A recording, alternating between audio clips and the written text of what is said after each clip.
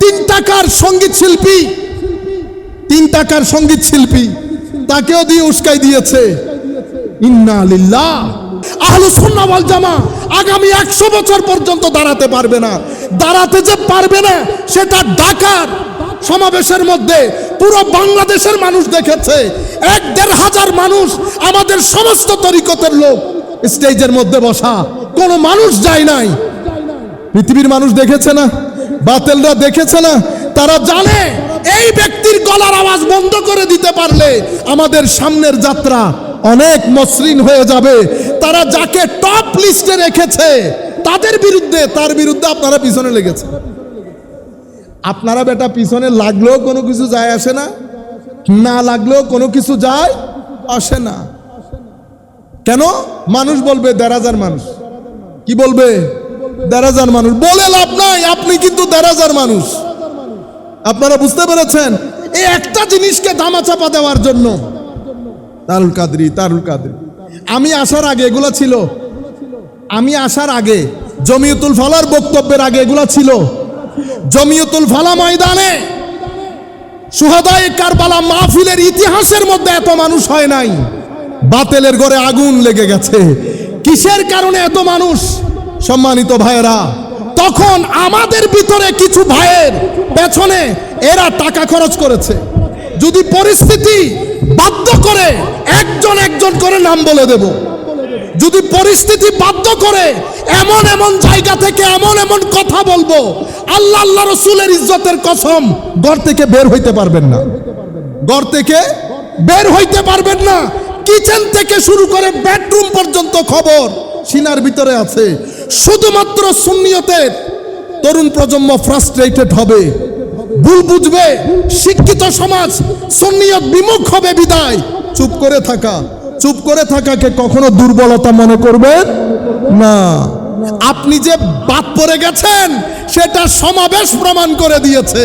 আপনি যে বাদ পড়ে গেছেন, হায়া লজ্জা থাকলে চুপ করে থাকার কথা ছিল। হায়া লজ্জা থাকলে ঘর থেকে বের হওয়া বন্ধ হয়ে যাওয়া উচিত ছিল। ইস্যু কি তাহেরুল কাদরি? আমি মিনহাজুল কোরআন সেরেছি 2016 সালে। আর সম্মিলিত আহলে সুন্নাহ ওয়াল জামাতের সাধারণ সম্পাদক, উপদেষ্টা, সচিব কয়জন আছে মিনহাজুল কোরআনের? আপনি মিনহাজুল কোরআন নিয়ে সংসার করেন, আবার আরেকজনকে মিনহাজুল কোরআন বলেন। সাহস থাকলে বলে দেন সম্মিলিত আহলুস সুন্নাহ ওয়াল জামাত বাতিল ঘোষণা করছি। কারণ এখানে মিনহাজুল কোরআনের লোক আব্দুল্লাহ আল মারুফ, ডক্টর আব্দুল্লাহ আল মারুফ স্যার, ছোটখাটো আলেম। আল্লামা জালালউদ্দিন আল কাদেরী কি ছোটখাটো আলেম? আমি আপনাদেরকে বলে যাই, প্রত্যেক দরবারে কাসওয়াসা দরবার শরীফ থেকে ফতোয়া দিয়েছে। যেই দরবার থেকে ফতোয়া দিয়েছে তার আপন চাচাতো ভাই, যিনি অনেক বড় আলেম, তিনি শাইখুল ইসলামকে মুজাদ্দেদে জামান বলে। তো আপনি এই দলে যান, আমাকে এই দলে যাইতে দেন। জামিয়ার মধ্যে জালালউদ্দিন আল কাদেরী সুন্নি কিনা? আপনারা ভয় পাইতেছেন? আমার বক্তব্য শেষ, এই মেসেজগুলো দিয়ে যায়। জালালউদ্দিন আল কাদেরী হুজুর সৈয়দি শাইখুল ইসলাম তাহেরুল কাদেরীকে বড় আলেমের রব্বানি মনে করতেন। পারলে উস্তাদের বিরুদ্ধে একটা ফতোয়া দিয়ে দেন, পারলে উস্তাদের বিরুদ্ধে।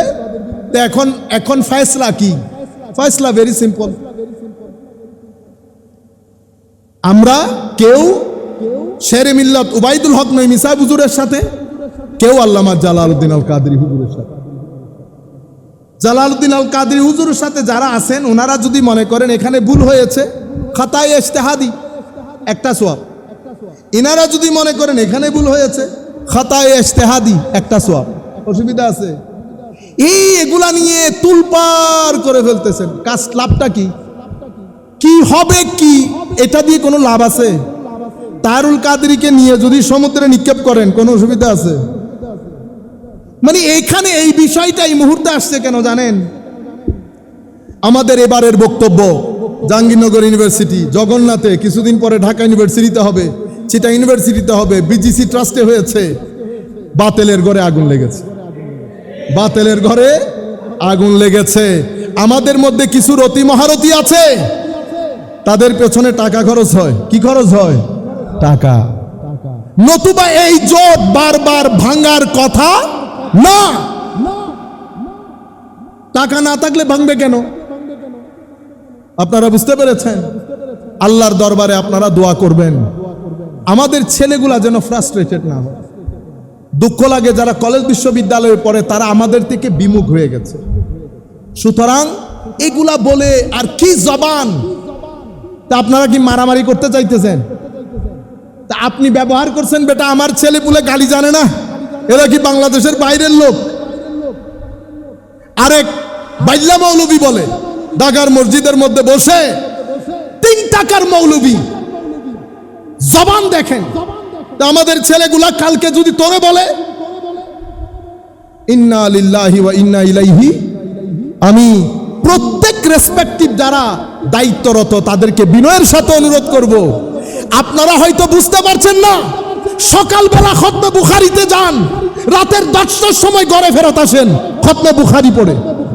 এই খতমে বুখারীর মধ্যে বাংলাদেশের তরুণ প্রজন্ম কোন রাস্তায় হাঁটছে আপনারা জানেনও, কারণ 11টার সময় খতমে বুখারী পড়ে ঘরত আসেন। আপনি কেমনে জানবেন? যেই ব্রেইনে কোনো কাজ নাই সেই ব্রেইনে সকাল সন্ধ্যা শয়তান ওয়াসওয়াসা ডালে। আপনি অতিমাত্রায় ফেসবুকে কাজ করতে পারতেছেন কারণ আপনার হাতে কাজ নাই।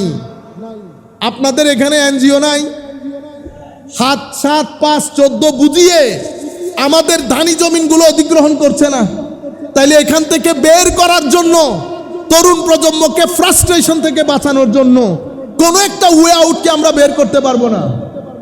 আপনাদের এখানে আমাদের আহলুস সুন্নাহ ওয়াল জামাতের সাধারণ মুসলমানদের কাছ থেকে আমরা যদি 200 জনের কাছ থেকে 1 লাখ টাকা নেই, কয় লাখ টাকা হয়? অনেক একটা অ্যামাউন্ট হয়ে গেল না? সেই অ্যামাউন্টটা এমন জায়গায় কাজ করান, ফার্ম করেন, মাছের চাষ করেন, ছেলেদেরকে অর্থনৈতিকভাবে সচ্ছল করেন। আপনারা যাদেরকে বাতিল বলেন তারা এমনভাবে অর্থনৈতিক সচ্ছলতা দান করেছে, তাদের কাজ এত দ্রুত গতিতে এগিয়ে যাচ্ছে, আপনাদের এলাকার কিছুদিনের মধ্যে 80% মসজিদ তাদের দখলে চলে যাবে। আপনি বসে বসে আমাদের বিরুদ্ধে একজনের বন্দুক তুলে ধরে রাখেন কেন? আমাদের ভিতরে আমাদের ওই ভাইদের ইনভেস্টমেন্ট আছে। আমাদের ভিতরে শুধু কাদেরই নাম লাগাইলে হবে না, কাদেরই নাম লাগাইলে, সেই জন্য আমি মাঝখানে একটা কথা বলেছি আপনাদেরকে, বাড়ি হিন্দু, বাড়িতে হিন্দু, মনে মুসলমান। শরীয়তের ইমামগণ বলছেন এই ব্যক্তি আল্লাহর দরবারে মুসলমান, মানুষের দরবারে কাফের। তুমি তারে মন্দিরে জ্বালাও, সমুদ্রে ভাসাও, আমার আল্লাহ ফেরেশতা দিয়ে তাকে কবরের ব্যবস্থা করবে, কারণ সে অন্তর থেকে মুসলমান, কোনো কারণে বলতে পারে নাই। আবার আমাদের ভিতরে কিছু লোক মুনাফেক, নামে কাদেরি, নামে কাদেরি। কেমনে বুঝবেন? যখন দেখবেন ক্ষণে ক্ষণে কথা তুলে আমাদের অগ্রযাত্রাকে রোধ করছে, তরুণ প্রজন্মকে ফ্রাস্ট্রেটেড করছে, বুঝতে হবে এদের পেছনে ইনভেস্টমেন্ট হয়েছে। গোল্ড অফ মদিনা, সুন্নিয়তের অহংকার। ইমাম তাহাবি যখন আকায়েদে আহলে সুন্নাহ লিখছেন, এটা 2 থেকে 300 হিজরির মাঝখানের লোক। আর ফিকহুল আকবরের মধ্যে ইমামে আজম আবু হানিফা রচনা করছেন, উনি কোন হিজরি? উনি 1 থেকে 200, মানে মাঝখানে 80 হিজরিতে বোধহয় সোফার জন্ম, 180 হিজরিতে, অর্থাৎ 1 থেকে 200 হিজরির মাঝখানের লোক। আপনি বলতেছেন আমরা সবাই মুসলমান, সুন্নি, এগুলা এই দিনের এলো বলে। একজনকে আমি নিজের কানে শুনছি বলতে, কয় এগুলা বাংলাদেশ, ইন্ডিয়া, পাকিস্তানের। তো আমি একটা বই দেখালাম, আকায়েদে আহলে সুন্নতে ওয়াল জামা কিতাব রচিত হয়েছে কয়শো বছর আগে? 2 থেকে 300 হিজরির মাঝখানে। তাহলে আপনি বলতেছেন এটা শুধু বাংলাদেশ, ইন্ডিয়া, পাকিস্তানে। আমরাও মনে করি সেরকম, আমরাও মনে করি সেরকম না। আপনি যদি আপনার ইমাম ঐতিহ্য না জানেন তাহলে তো আপনি সাধারণ মানুষের সামনে দাঁড়াইতেও পারবেন না। তখন যেই জায়গা থেকে আকীদা বিষয়ক প্রশ্ন এসেছে, দার্শনিকরা দর্শন দিয়ে বলেছে, আমাদের ফেরকায়ে বাতেলা যারা, তারা বিভিন্ন প্রশ্নের উদ্ভব করেছে, আহলুস সুন্নাহ ওয়াল জামাত জবাব দিয়েছে। ইমাম আশআরীর পরে ইমাম আশারির ছাত্ররা এসেছে, ইমাম মাতুরিদির পরে মাতুরিদির ছাত্ররা এসেছে, অতঃপর তাদের ছাত্র, অতঃপর তাদের ছাত্র। এটা আকায়েদের আলাদা একটা ধারাবাহিকতা। সেই ধারাবাহিকতার মধ্যে শত শত কিতাব রচিত হয়েছে। তো এখন বহির্বিশ্ব চায় আহলুস সুন্নাহ ওয়াল জামাত সম্পর্কে আপনাদেরকে কনফিউজ করার জন্য ছেলেদের ভিতরে ঢুকিয়ে দিয়েছে, তুমি সুন্নি বলিও না, তুমি মুসলমান। ছেলেরাও বলতেছ কথা তো ঠিক, আমি মুসলমান। কেন? কারণ তারা চায় সত্যিকার ইসলাম থেকে ছেলেরা সরে যাক। এখন সবাই বলতেছে আইফোন, সবাই ফোনের দোকান খুলছে, ফোনের টেলিফোনের দোকান, একটার চেয়ে একটা সুন্দর। কিভাবে বুঝবেন কোনটা আইফোন? আইফোন বুঝতে হবে না তো? যিনি আইফোনের দোকান খুলেছেন উনি উপরে লিখে দিয়েছেন আমারটা আইফোনের দোকান। কারণ সবাই বলতেছে ফোনের দোকান, সব তো ফোনের দোকান, আইফোন বুঝবেন কি করে? ওই এটার একটা হিস্টোরিক্যাল ব্যাকগ্রাউন্ড আছে। আমি মুসলমান, কোনো সন্দেহ নাই। আমেরিকাতে গেলে আমাকে জিজ্ঞেস করলে আমি কি সুন্নি বলি? আমি কি বলি? আমি মুসলমান। মুসলিম দুনিয়াতে যখন আমাকে জিজ্ঞেস করবে আনতা মুসলিম জিজ্ঞেস করবে না, আমাকে জিজ্ঞেস করবে তুমি কোন স্কুলের মুসলমান, তখন আমি বলি কি? আমি সুন্নি স্কুলের মুসলমান। বুঝতে পেরেছেন? আচ্ছা, তো সুন্নি স্কুল হলে আপনার মাযহাব কি? দেখছেন ধারাবাহিকতা আছে না? তো আমি বলি আমারটা হানাফি। তরিকত পালন করেন? জি করি। তরিকতের স্কুল কোনটা? কাদেরি। সেটা আমেরিকাতে জিজ্ঞেস করে নাই। আপনি যখন আমেরিকাতে যাবেন, আপনাকে যদি জিজ্ঞেস করে আপনার দেশের বাড়ি কই, ওয়ার আর ইউ ফ্রম, কোন দেশ থেকে, আপনি বলবেন আমি কিশোরগঞ্জ থেকে। সে চিনবে কিশোরগঞ্জ, তখন বলবেন বাংলাদেশ। তখন কি বলবেন? বাংলাদেশ। ঢাকাতে যদি জিজ্ঞেস করে ওয়ার আর ইউ ফ্রম, আপনি কোন জায়গা থেকে, আপনি বলবেন আমি বাংলাদেশ থেকে স্যার। ওরে বেটা, বাংলাদেশে তো আসো, বাংলাদেশের কোন জায়গা থেকে? তো কি বলবেন? কিশোরগঞ্জের। এবং কিশোরগঞ্জের থানায় জিজ্ঞেস করতেছে তুমি কোন জায়গার, আপনি বলতেছেন আমি কিশোরগঞ্জের। ওরে বাপ রে বাপ, থানার ভিতরে তোমারে জিগাইতেছি বেটা তোমার গাঁও বলো, বাড়ি বলো কোন জায়গার। তো এই আস্তে আস্তে আস্তে আস্তে নিচের দিকে আসতেছে না? সেরকম আমি তো জানি আমরা মুসলমান। কোন মুসলমান আপনি? সুন্নি মুসলমান। এখন এটা আজকের উত্তর না, গত 1300 বছরের উত্তর। আপনি 1300 বছরের উত্তরে আজকে কোন স্মার্ট মুসলমান আসলেন? আপনারা বুঝতে পেরেছেন? আপনি আজকে এসে যদি বলেন হুজুর আমি কিশোরগঞ্জ মানি না, কুমিল্লা মানি না, আমরা বাংলাদেশি, হইবনি? যদি এটা হয় এখানেও এটা হবে। যদি আপনি বলেন শুধু মুসলমান, কোনো অসুবিধা নাই, আপনি শুধু বাংলাদেশি বলেন, কিশোরগঞ্জ লিখতে পারবেন না। আপনারা বুঝতেছেন বেটা? এই মানে মৌলিক ষড়যন্ত্র করে উম্মতে মুসলিমাকে পাগল করে দিচ্ছে। তাইলে আকীদার বিষয়টা বুঝছেন? আশআরী এবং মাতুরিদি। আমাদের ইমাম আবু মনসুর মাতুরিদি, ওই আবু মনসুর মাতুরিদি থেকে আজকের দিন পর্যন্ত আমরা যে আকায়েদের নাসফি পড়ি, এটা ইমাম মাতুরিদির চতুর্থ পুরুষ। ইমাম মাতুরিদির চতুর্থ পুরুষ। এরপর ইমাম আশআরীর এখানে ইবনে ফৌরক, ইসফারাইনি, বাকিল্লানি, বাহেলি, গাজালি, আস্তে আস্তে ওনাদের একটা ধারা আছে। দুইটাই মিলে আহলুস সুন্নাতে ওয়াল। তাইলে আমি এখন যদি জিজ্ঞেস করি আহলুস সুন্নাহ ওয়াল জামাত কেন বলা হয়? বলা হয় কারণ ওই 2 থেকে 300 হিজরির মাঝখানে যখন বিভিন্ন ফেরকায়ে বাতেলার উদ্রেক হয়েছে। কেন হয়েছে?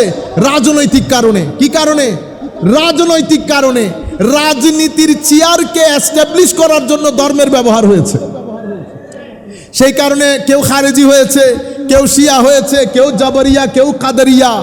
তো সেই জায়গার মধ্যে উম্মতে মুসলিমাকে আমার নবীর রেখে যাওয়া দিন, সাহাবায়ে কেরামের দিন শিখানোর জন্য আমাদের 2 জন ইমাম দাঁড়িয়েছেন। এর পূর্বে কিতাব রচিত হয়েছে আহলে সুন্নাত ওয়াল জামাতের। ইমামে আজম লিখেছেন, ইমাম তাহাবি লিখেছেন, ইনারা আরো আগের।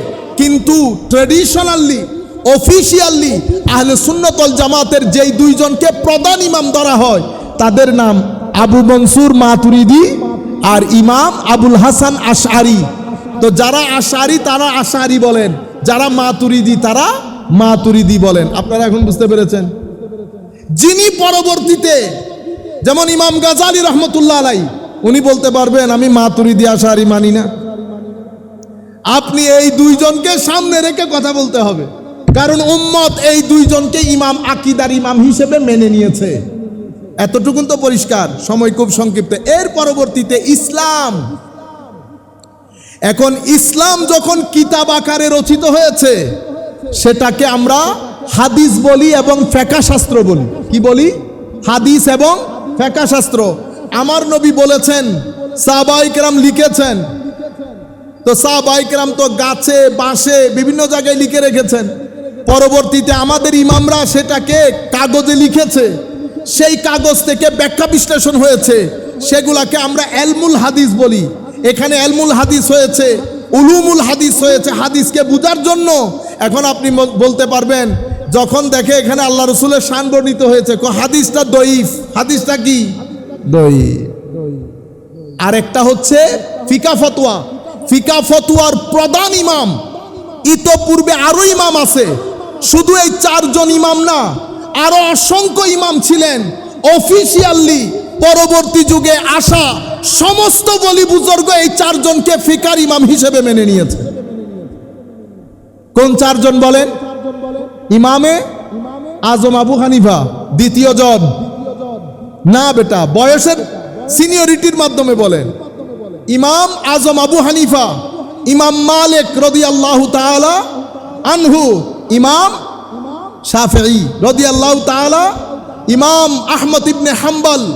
ইমাম শাফিঈ ইমাম আজমের নাতি ছাত্র। কি ছাত্র? নাতি ছাত্র। ইমাম আহমদ ইবনে হাম্বল ইমামে আজমের পতি ছাত্র। তাইলে ইমামে আজমের ছাত্রের কাছে পড়ে ইমাম হয়েছেন ইমাম শাফিঈ। ইমাম আজমের নাতি ছাত্রের কাছে পড়ে ইমাম হয়েছেন ইমাম আহমদ ইবনে হাম্বল। ইতোপূর্বে অসংখ্য ইমাম ছিলেন, কিন্তু এই 4 জনের উপর উম্মতে মুসলিমার সমস্ত ইমাম, ফিকহের ইমাম, হাদিসের ইমাম, আকীদার ইমাম, তাফসীরের ইমাম, তাসাউফের ইমাম, এই ব্যাকরণের ইমাম, ক্লাসিক্যাল সায়েন্সের ইমাম, সবাই মিলে এই 4 জনকে মাযহাবের ইমাম হিসেবে গ্রহণ করেছে। কোন সনে? 200 বছর আগে, 300 বছর আগে না। ইমামে আজম তাবেঈ। ইমামে আজম কি? তাবেঈ। তাইলে ইমামে আজম তাবেঈ হলে ইমাম আবু ইউসুফ, ইমাম মোহাম্মদ, ইনারা তাবেউত তাবেঈ। তাবেউত 3য় জেনারেশন, ইমাম শাফিঈ 4র্থ জেনারেশন। আজকে তো না, 1250 বছর আগের এই মাযহাবের উপর কুল কায়নাতের জিন্ন ইনসান এই 4 জনকে ইমাম হিসেবে মেনে উম্মতে মুসলিমার নামাজ পড়া, শরীয়ত পালন করার ক্ষেত্রে একটা দারুণ ঐক্য সাধিত হয়েছে। সেই ঐক্যের মূলে আঘাত করছে আমাদের আহলে হাদিসের ভাইয়েরা। বুঝতে পেরেছেন? আপনার ইচ্ছে না করলে বেটা আপনি না করেন। আমি তো দলিল দিতে পারবো না, আমি কোনো দলিল মলিল বুঝি না। আমি আপনাকে বলতেছি, গত 1200 বছরের জিন্ন ইনসানের ইমামগণ, সাধারণ মানুষের কথা বলতেছি না, জিন্ন ইনসানের ইমাম, সেটা ফিকহের ইমাম, তাফসীরের ইমাম, হাদিসের ইমাম, তাসাউফের ইমাম, তরিকতের ইমাম, ব্যাকরণের ইমাম, সমস্ত ইমাম, রাষ্ট্রপ্রধান, মুজাহিদিন, সবাই মিলে এই 4 জনকে কি মেনে নিয়েছে? ইমাম মেনে নিয়েছে। এখন আপনি যদি মনে করেন আপনি ওদের চেয়ে বড় ইমাম, অসুবিধা নাই। অসুবিধা নাই, হইতেও তো পারে হঠাৎ করে ইমাম এসে গেছে, তো ওই ইমামের নাম হবে বেটা হঠাৎ ইমাম। এগুলা করিয়েন না। উম্মতে মুসলিমার ঐক্য সাধিত হয়েছে। আপনারা বুঝতে পেরেছেন?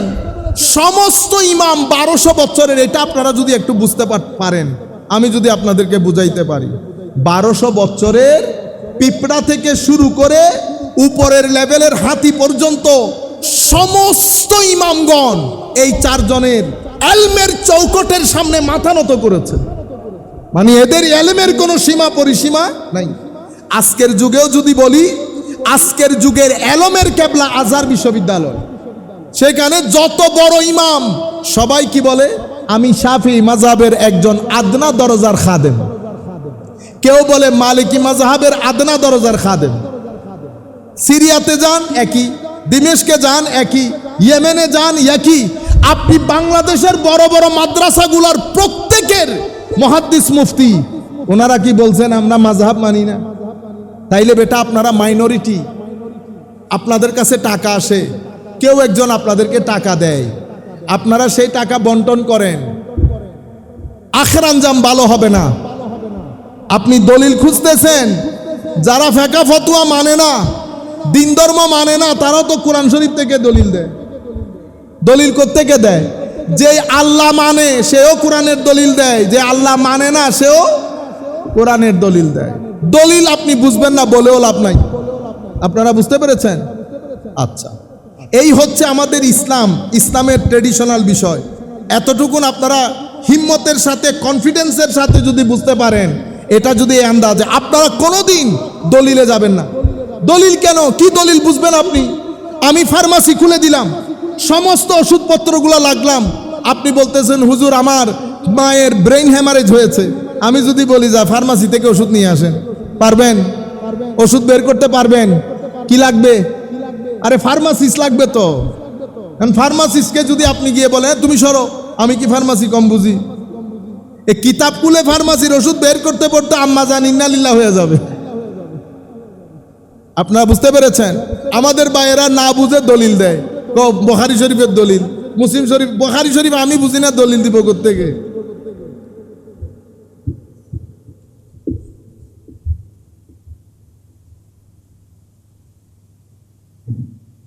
তাহলে এ হচ্ছে ইসলাম, এটা হচ্ছে ঈমান। এর পরের অংশের নাম কি? ইহসান। ইহসান কাকে বলে? ইহসান হচ্ছে আপনার ভিতরের জগতের মধ্যে একটা জায়গা থেকে ডিপারচার করতে হয় আরেকটা জায়গায় অ্যারাইভালের জন্য। কিছু জায়গা ছেড়ে দিতে হবে, কিছু জায়গায় ঢুকতে হবে।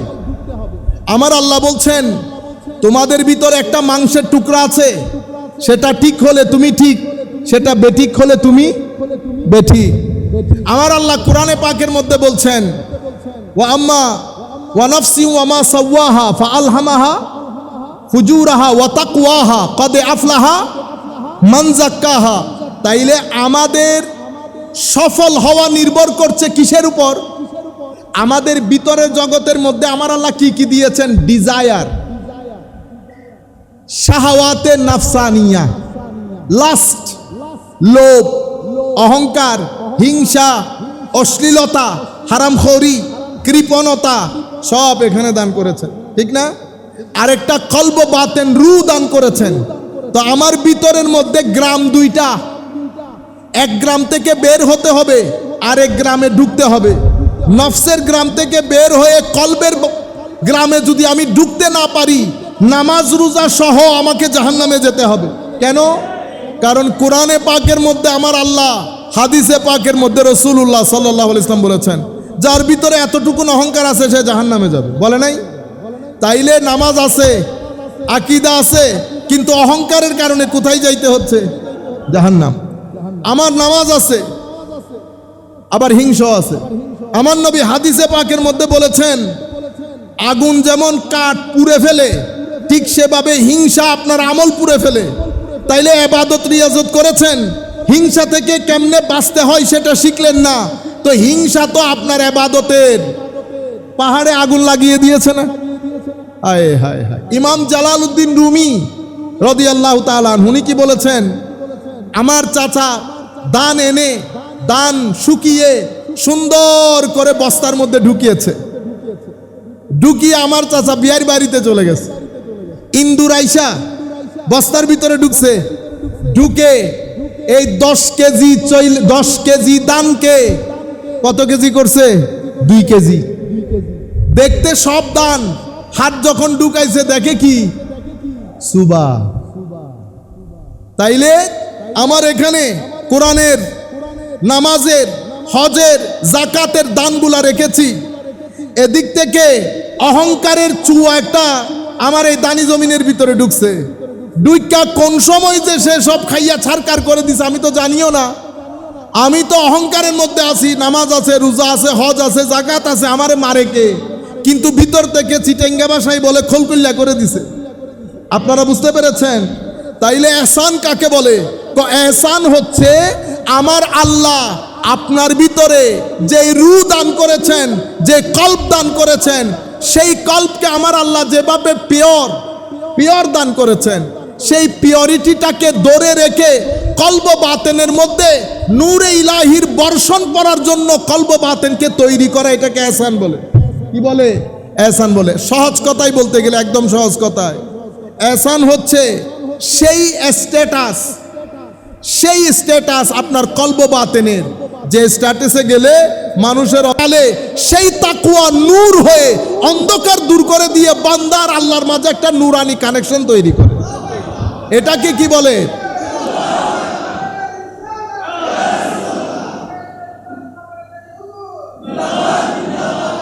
এখন আপনারা বুঝতে পেরেছেন? তাইলে দিনের মধ্যে অঙ্গ কয়টা? তিনটা। ঈমান, ইসলাম, এহসান। ঈমানের মধ্যেও 1200 বছরের একটা হিস্টোরি আছে, ইমামগণ কিতাব লিখেছেন। ইসলামের মধ্যেও কিতাব লিখেছেন, তো এহসানের মধ্যে নাই? হায় হায় হায়। আসেন, এহসানের ইমাম। তো এহসান কি সেটা আমার নবী সাহাবায়ে কেরামকে শিখিয়েছেন, সাহাবায়ে কেরাম তাবিঈনকে শিখিয়েছেন। অতঃপর যখন প্রয়োজন এসেছে, কিতাব যখন আকিদার ইমামগণ আকিদার কিতাব লেখা শুরু করেছেন, শরীয়তের ইমামগণ শরীয়তের কিতাব লেখা শুরু করেছেন, তখন এই এহসানের ইমামগণ এহসানের উপর কিতাব লেখা শুরু করেছেন। সেই কিতাবগুলোকে আমরা তাসাউফের কিতাব বলি। কিসের কিতাব? তাসাউফের কিতাব।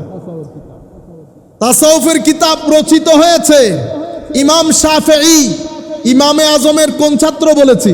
নাতি ছাত্র। তাসাউফের কিতাব লিখছে কিনা? লিখছে। কিতাবুজ জুহদে ওয়ার রাকায়েক। আপনারা বুঝতে পেরেছেন?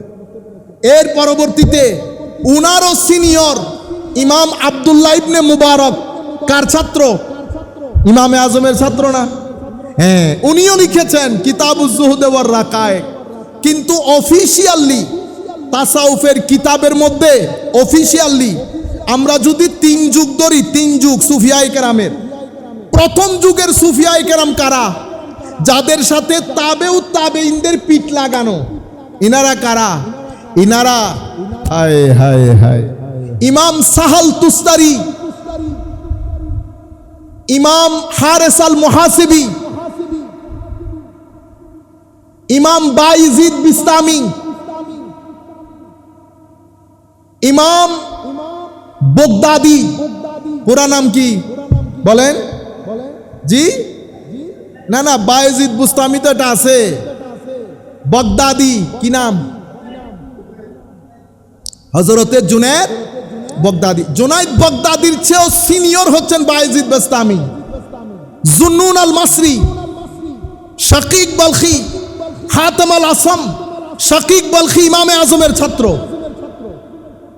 শাকিক বলখি ইমামে আজমের ছাত্র। তো তরিকত কি বাংলাদেশে খালি? এটা আপনারা জানতে হবে না? তাইলে ইমামে আজমের ছাত্র সুফিকুল শিরোমণি, ওনার ছাত্র হাতেম আল আসম। ইনারা প্রথম যুগের আল্লাহর ওলি। সেটা কোন যুগ? 2 থেকে 300 হিজরির মাঝখানের লোক। 2 থেকে 300 হিজরির মাঝখানের লোক। তখনই তরিকতের তাসাউফের উপর কিতাব রচিত হয়েছে। কিন্তু অফিশিয়ালি তরিকত এবং তাসাউফের কিতাবের মধ্যে আমরা কিতাবুজ জুহদ ওয়ার রাকায়েক ইমাম শাফেঈর, রিসালা কুশাইরিয়া ইমাম কুশাইরির, 300 হিজরির লোক, কুতুল কুলুব, আওয়ারিফুল মাআরিফ, কাশফুল মাহজুব, মানাজিলুস সাইরিন, ইহয়া উলুমিদ্দিন, এগুলা এখনো হুজুর গৌসুল আজম আসেন নাই। এখনো হুজুর গৌসুল আজম আসেন নাই। আমি ইনাদের পূর্বের 500 হিজরির প্রথম যুগের কথা বলছি, অতঃপর দ্বিতীয় যুগ। এরপরে হুজুর ইমাম গাজালির সমসাময়িক হুজুর গৌসুল আজমের জমানা 500 থেকে 600 হিজরির মাঝখানে। এরপরে হুজুর গৌসুল আজমের জমানা শুরু হয়েছে, দুনিয়াতুত তালিমিনের জমানা। কিন্তু কাশফুল মাহজুব হুজুর গৌসুল আজমের 150 বছর আগে। এটা আপনাদের জানতে হবে, না জানলে এলমের ইনফরমেশনের যুগ। আপনি যখন এগুলা বলবেন, দেখবেন যাকে বলছেন সে কনভিন্স হয়ে যাচ্ছে। তাকে বুঝানো হয়েছে এটা 100 বছর শুধু বাংলাদেশ, ইন্ডিয়া, পাকিস্তানে ঘটনা সেরকম। ইমাম শাজলি আমি নকশবন্দি এগুলা তো পরবর্তী যুগের। আপনারা যাদেরকে চিনেন আওয়ারিফুল মারিফের সুরাওয়ার্দি তরিকা, নকশবন্দি তরিকা, তরিকায়ে কাদেরিয়া, ইনারা তো 500 হিজরির পরবর্তীতে। আমি এখন বলতেছি 500 হিজরি আগে। সেই 2 থেকে 200 হিজরির পর থেকে তরিকত এবং তাসাউফের উপর কিতাব লিখিত হচ্ছে। তরিকত তাসাউফের ইমামগণ ছিলেন সৈয়দুত তায়েফা, বলা হয় ইমাম জুনাইদ আল বাগদাদিকে। জুনাইদ বাগদাদির চেয়ে অনেক সিনিয়র হযরত বায়েজিদ বিস্তামি। আপনারা বুঝতে পেরেছেন?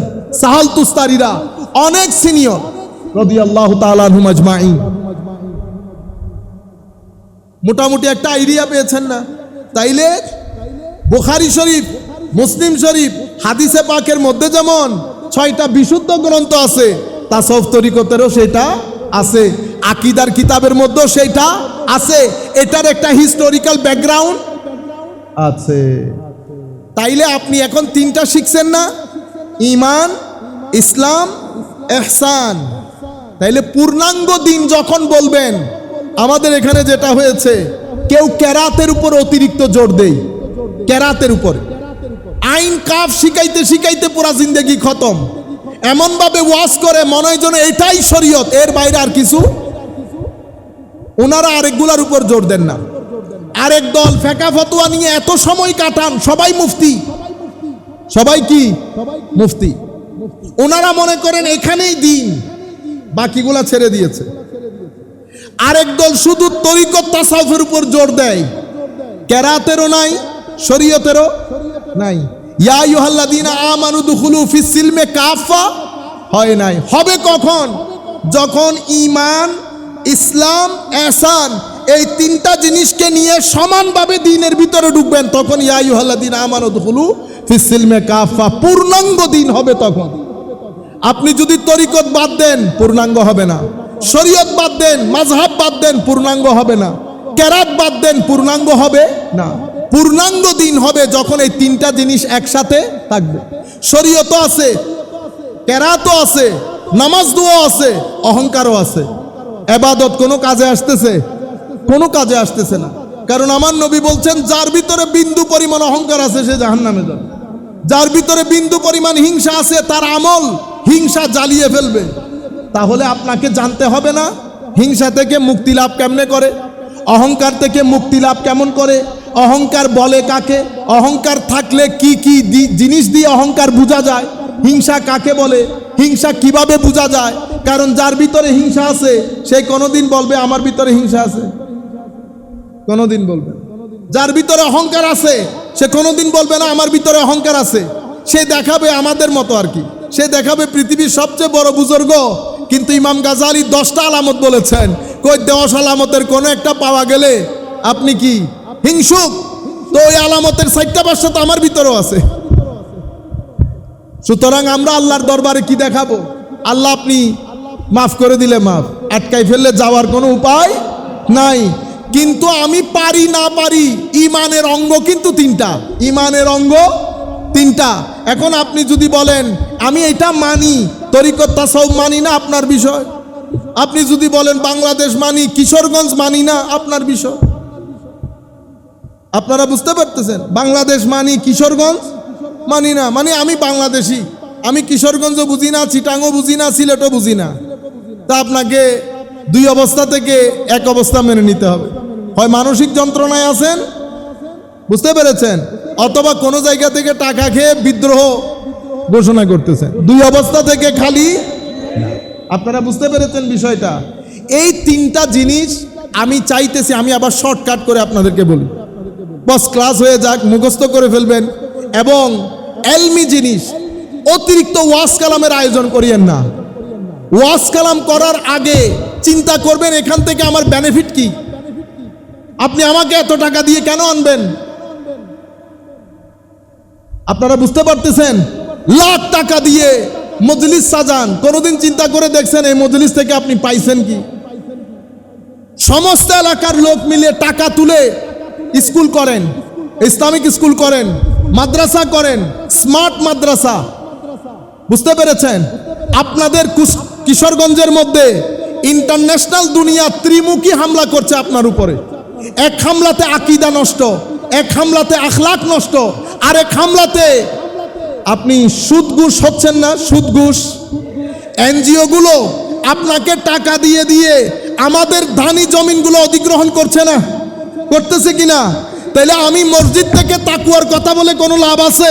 আমার কৃষকের পেটে ভাত নাই, তার ধানি জমি আরেকজনে দখল করে নিয়ে গেছে, আমি মসজিদের মধ্যে বসে বসে যদি তারে তাকুয়া শিখায়, কাজে আসবে? কি করতে হবে?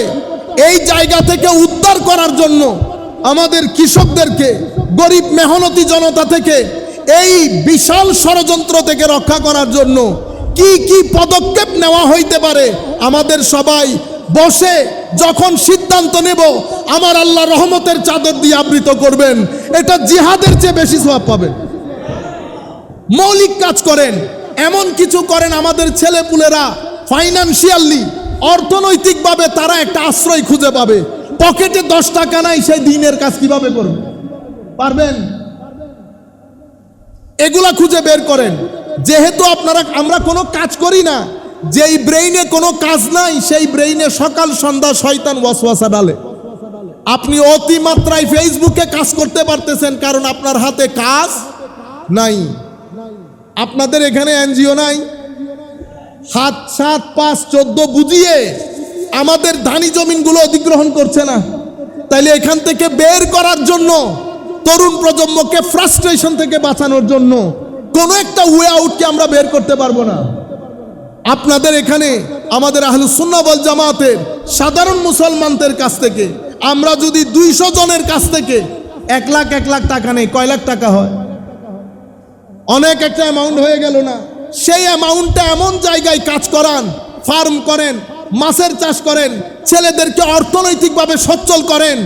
আপনারা যাদেরকে বাতিল বলেন, তারা এমনভাবে অর্থনৈতিক সচ্ছলতা দান করেছে, তাদের কাজ এত দ্রুত গতিতে এগিয়ে যাচ্ছে, আপনাদের এলাকার কিছুদিনের মধ্যে 80% মসজিদ তাদের দখলে চলে যাবে। আপনি বসে বসে আমাদের বিরুদ্ধে একজনের বন্দুক তুলে ধরে রাখেন কেন? আমাদের ভিতরে আমাদের ওই ভাইদের ইনভেস্টমেন্ট আছে। আমাদের ভিতরে শুধু কাদেরই নাম লাগাইলে হবে না, কাদেরই নাম লাগাইলে, সেই জন্য আমি মাঝখানে একটা কথা বলেছি আপনাদেরকে, বাড়ি হিন্দু, বাড়িতে হিন্দু, মনে মুসলমান। শরীয়তের ইমামগণ বলছেন এই ব্যক্তি আল্লাহর দরবারে মুসলমান, মানুষের দরবারে কাফের। তুমি তারে মন্দিরে জ্বালাও, সমুদ্রে ভাসাও, আমার আল্লাহ ফেরেশতা দিয়ে তাকে কবরের ব্যবস্থা করবে, কারণ সে অন্তর থেকে মুসলমান, কোনো কারণে বলতে পারে নাই। আবার আমাদের ভিতরে কিছু লোক মুনাফেক, নামে কাদেরি। কেমনে বুঝবেন? যখন দেখবেন ক্ষণে ক্ষণে কথা তুলে আমাদের অগ্রযাত্রাকে রোধ করছে, তরুণ প্রজন্মকে ফ্রাস্ট্রেটেড করছে, বুঝতে হবে এদের পিছনে ইনভেস্টমেন্ট হয়েছে, এদের পিছনে ইনভেস্টমেন্ট হয়েছে। আমাদের সমস্যা হচ্ছে আমরা কৌজুর, আমরা তো আসলে এই ভিডিও করি, সবার বক্তব্য দিতে হয়, বুঝতে পেরেছেন? এই কারণ আমরা তো নিউট্রাল থাকতে হয়। আমরা কি থাকতে হয়? নিউট্রাল। আসল সন্তানের পরিচয় ওইটা না। তো বাবার কোলে বসে মায়ের বিচার, মায়ের কোলে বসে বাবার বিচার। সম্মানিত উপস্থিতি, কাজেই ছেলেদেরকে ফ্রাস্ট্রেশন থেকে বাঁচাতে হবে। ব্যবসা করেন, একটা দোকান হলেও খুলেন, কর্জে হাসানা আমাদের ছেলেদেরকে, যাদের কাছে এক্সট্রা টাকা আছে 50,000 টাকা কর্জে হাসানা দেন। এমন একটা মুনাফিকের জমানায় এসেছি, টাকা নেওয়ার সময় আমরা কত কাকুতি মিনতি করি, টাকা দিয়ে গেলে ইন্না লিল্লাহি ওয়া ইন্না ইলাইহি, ইন্না লিল্লাহ। আমাদের ইসলামের ব্যবসার জগতে রেভলিউশন তৈরি করার জন্য কুরআনে পাকের মধ্যে আল্লাহ বলেছেন, হাদিসে পাকের মধ্যে রাসূলুল্লাহ বলেছেন সাল্লাল্লাহু আলাইহি ওয়াসাল্লাম, কর্জে হাসানা দেওয়ার জন্য, কর্জে হাসানা দেওয়ার জন্য। ইন্নাল মুসাদ্দিকিনা ওয়াল মুসাদ্দিকাত ওয়া আকরাদুল্লাহ কারদান হাসানা ফায়ুদাআফু লাহুম আজরান কারীমা। আমার আল্লাহ কর্জে হাসানা দিতে বলেছেন। আমার কাছে 10 লাখ টাকা পড়ে আছে, আমি জানি আমার এই ভাইকে 1 লাখ টাকা দিলে ব্যবসা হয়। আপনারা বেটা এগুলা মৌলিক কথা, পেটে ভাত না থাকলে আপনি দিন ধর্মের কাজ কি করে করবেন? যাদের ব্যাপারে আপনারা বলছেন প্রত্যেকেই তাদের সংগঠন থেকে বেতন তুলে। সে কারণে তাদের মিশনের কাজ সবার আগে, আমাদের মিশন সবার পরে। কারণ আমি আগে পেটের ভাত জোগাড় করতে হয়, এরপরে সময় যেটা থাকে সেটাতে আমরা দিনের কাজ করি। একজনে দিনের কাজ করে 1 ঘন্টা, আরেকজনে দিনের কাজ করে 12 ঘন্টা। কে আগায় যাবে? ও ভাই, আপনি মাত্র যাত্রা শুরু করেছেন, আপনি ঘাটে পৌঁছতে পৌঁছতে সে তো ঢাকায় পৌঁছে কাতার পৌঁছে গেছে। আপনারা বুঝতে পেরেছেন? আমরা এশকের কথা শুনে চলে যাই, আপনি বাসার মধ্যে গিয়ে ভাত খাবেন কিভাবে? এই জন্য আমার নবী সাল্লাল্লাহু আলাইহি ওয়াসাল্লাম সাহাবায়ে কেরামের মধ্যে ভ্রাতৃত্বের বন্ধনে তাদেরকে আবদ্ধ করে আমার নবী প্রথমে ফাইনান্সিয়াল ক্রাইসিসকে খতম করেছেন। সাহাবায়ে কেরামের মধ্যে ফাইনান্সিয়াল ক্রাইসিস খতম করেছেন। মদিনা শরীফ, মক্কা শরীফ থেকে যে সমস্ত সাহাবীরা এসেছেন, প্রত্যেক সাহাবীকে মদিনা শরীফের কোনো না কোনো সাহাবীর ঘরে অ্যাকোমোডেট করে আগে ফাইনান্সিয়াল ক্রাইসিস আমার নবী খতম করেছেন। নতুবা সাহাবায়ে কেরাম কি মিশনের কাজ করতে পারবে? এনজিও গুলা এসে ছোট ছোট সামান্য টাকা দিয়ে পুরা এই এলাকার গরিব এলাকার মেহনতি গোষ্ঠী এলাকার জায়গা সম্পত্তিগুলা লাঠে তুলতেছে। আমাদের কিছু করার নাই, অনেক কিছু করার আছে। ছেলেদেরকে নিয়ে বসেন, ব্রেইন খাটান, কি কি করা যায়। আপনি 1 বার বসবেন, 2 বার বসবেন, 3 বারের মধ্যে আমার আল্লাহ ইলম ও হিকমতের দরজা খুলে দেবেন। দেখবেন অনেক জিনিস বুঝে আসছে।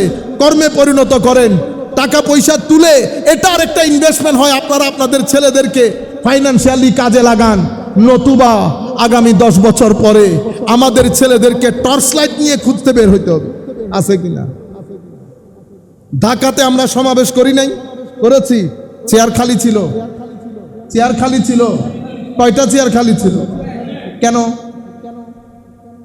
অদূরদর্শিতা, অদূরদর্শিতা। আমাদেরগুলো আমাদেরকে স্বীকার করতে হবে।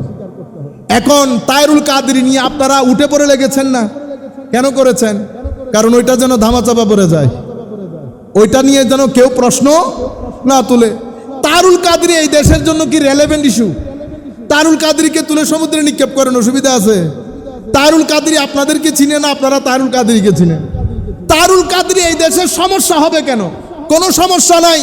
এখানে বেটা ইনভেস্টমেন্ট হয়েছে, কারণ আহলুস সুন্নাহ ওয়াল জামাতের গ্রাউন্ড থেকে একটা আওয়াজ উঠেছে, যেই আওয়াজ ওই বাতুলতার ঘরের মধ্যে আগুন লাগিয়ে দিয়েছে। তারা চায় এই আওয়াজকে বন্ধ করে দিতে। এই আওয়াজ যদি বন্ধ করে দেওয়া যায়, আহলুস সুন্নাহ ওয়াল জামাত আগামী 100 বছর পর্যন্ত দাঁড়াতে পারবে না। দাঁড়াতে যে পারবে না সেটা ঢাকার সমাবেশের মধ্যে পুরো বাংলাদেশের মানুষ দেখেছে। 1-1.5 হাজার মানুষ, আমাদের সমস্ত তরিকতের লোক স্টেজের মধ্যে বসা, কোনো মানুষ যায় নাই। পৃথিবীর মানুষ দেখেছে না, বাতিলরা দেখেছে না। তারা জানে এই ব্যক্তির গলার আওয়াজ বন্ধ করে দিতে পারলে আমাদের সামনের যাত্রা অনেক মসৃণ হয়ে যাবে। তারা যাকে টপ লিস্টে রেখেছে তাদের বিরুদ্ধে, তার বিরুদ্ধে আপনারা পিছনে লেগেছে। আপনারা বেটা পিছনে লাগলেও কোনো কিছু যায় আসে না, না লাগলেও কোনো কিছু যায় আসে না। কেন? মানুষ বলবে 1,500 মানুষ। কি বলবে? 1,500 মানুষ। বলে লাভ নাই, আপনি কিন্তু 1,500 মানুষ। আপনারা বুঝতে পেরেছেন? এই একটা জিনিসকে ধামাচাপা দেওয়ার জন্য তারুল কাদরি, তারুল কাদরি। আমি আসার আগে এগুলা ছিল, আমি আসার আগে জমিয়তুল ফালার বক্তব্যের আগে এগুলা ছিল। জমিয়তুল ফালা ময়দানে শুহাদায়ে কারবালা মাহফিলের ইতিহাসের মধ্যে এত মানুষ হয় নাই। বাতিলের ঘরে আগুন লেগে গেছে। কিসের কারণে এত মানুষ? সম্মানিত ভাইয়েরা, তখন আমাদের ভিতরে কিছু ভাইয়ের পেছনে এরা টাকা খরচ করেছে। যদি পরিস্থিতি বাধ্য করে একজন একজন করে নাম বলে দেব, যদি পরিস্থিতি বাধ্য করে এমন এমন জায়গা থেকে এমন এমন কথা বলবো, আল্লাহ আল্লাহ রসুলের ইজ্জতের কসম, ঘর থেকে বের হইতে পারবেন না।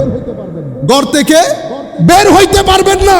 কিচেন থেকে শুরু করে বেডরুম পর্যন্ত খবর সিনার ভিতরে আছে। শুধুমাত্র সুন্নিয়তের তরুণ প্রজন্ম ফ্রাস্ট্রেটেড হবে, ভুল বুঝবে, শিক্ষিত সমাজ সুন্নিয়ত বিমুখ হবে বিদায় চুপ করে থাকা। চুপ করে থাকাকে কখনো দুর্বলতা মনে করবেন না। আপনি যে বাদ পড়ে গেছেন সেটা সমাবেশ প্রমাণ করে দিয়েছে। আপনি যে বাদ পড়ে গেছেন, হায়া লজ্জা থাকলে চুপ করে থাকার কথা ছিল। হায়া লজ্জা থাকলে ঘর থেকে বের হওয়া বন্ধ হয়ে যাওয়া উচিত ছিল। কিন্তু একটা জিনিসকে ধামাচাপা দেওয়ার জন্য এখন দেখলাম 3 টাকার সঙ্গীত শিল্পী তাকেও দিয়ে উস্কাই দিয়েছে। ইন্না লিল্লাহ। কথা বলার ক্ষেত্রে এত নিচে নেমেছেন, যাদের ব্যাপারে বলছেন তারা যদি আপনার পীরের ব্যাপারে একই শব্দ ব্যবহার করে নিতে পারবেন, তাহলে কেন মা বাবাকে অপমান অপদস্থ করছেন? এদের পিছনে টাকা খরচ হয়েছে, নতুবা জমিয়তুল ফালা থেকে শুরু করে আজকের দিন পর্যন্ত তাহেরুল কাদেরের নাম নিছি। আমার 21 বছরের খেতাব 2005 থেকে 2026, 21 বছরের খিতাবের মধ্যে আমার জানা মতো আমি 4-5টা খিতাবে হয়তো নাম নিয়েছি। 21 বছরের খিতাবের মধ্যে ইস্যু কি তাহেরুল কাদেরি? আমি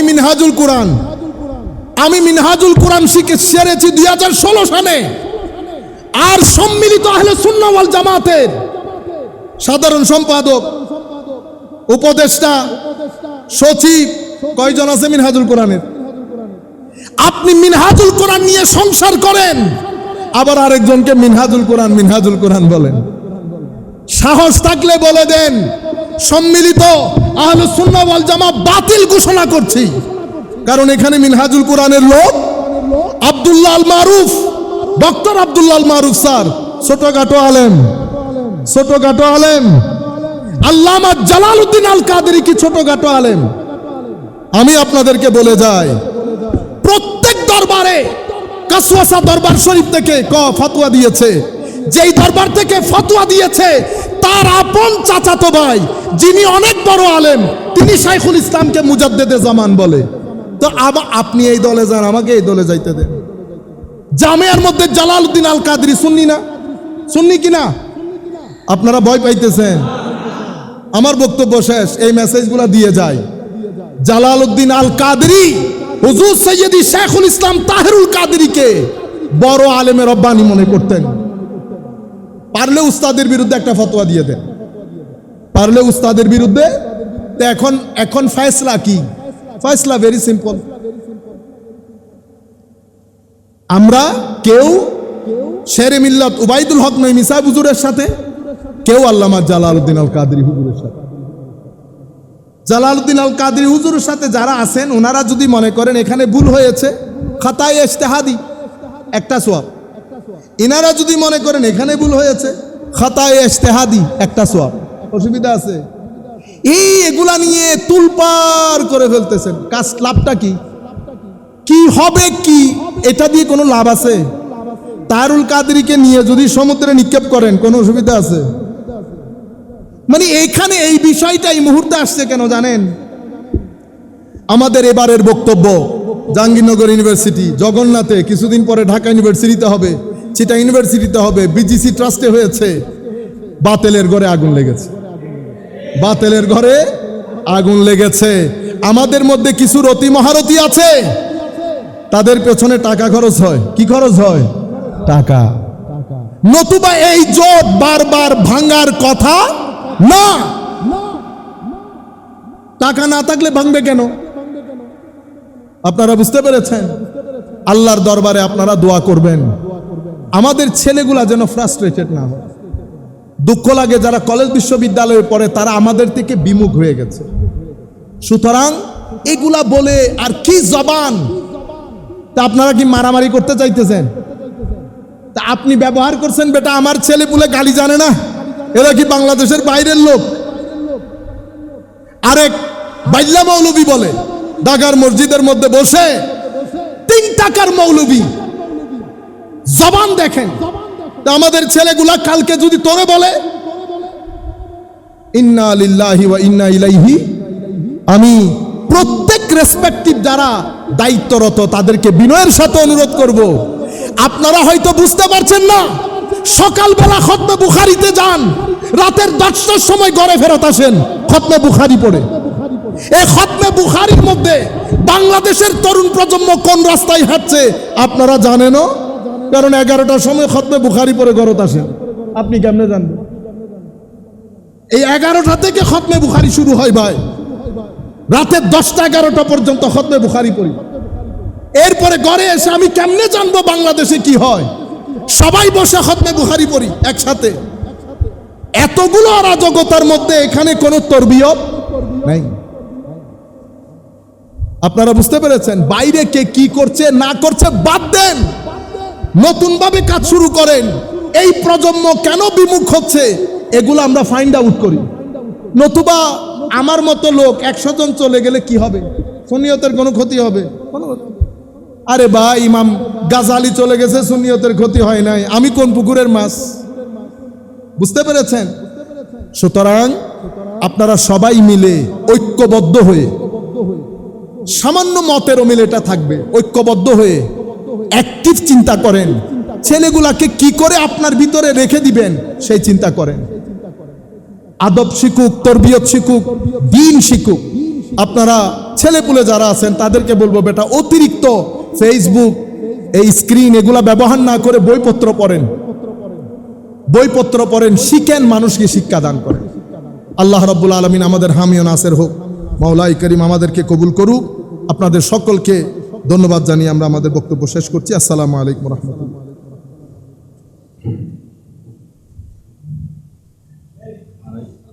বাদ দেন এগুলো, ইয়া করে ফেলেন, কিলামিয়াত করে ফেলেন, আর লাগবে না।